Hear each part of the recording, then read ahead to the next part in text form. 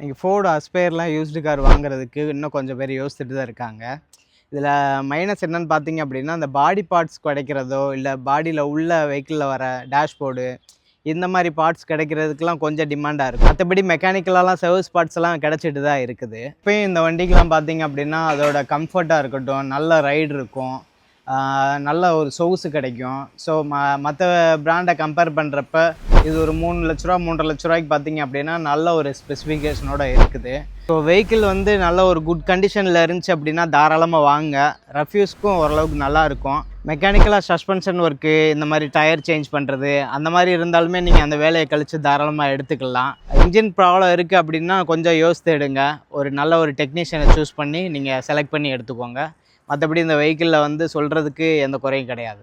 இது போன்ற vehicle information தெரிஞ்சுக்கிறதுக்கு நம்முடைய சேனலை சப்ஸ்கிரைப் பண்ணிக்கோங்க, ஃபாலோ பண்ணிக்கோங்க. கார் வச்சுக்கோங்க, ஃப்ரெண்ட்ஸ் அண்ட் ஃபேமிலிக்கு ஷேர் பண்ணுங்கள். உங்கள் வெஹிக்கிள் பெஸ்ட்டாக சர்வீஸ் பண்ணணும்னு நினச்சிங்க அப்படின்னா MRK மோட்டார்ஸை சூஸ் பண்ணுங்கள். தேங்க்யூ.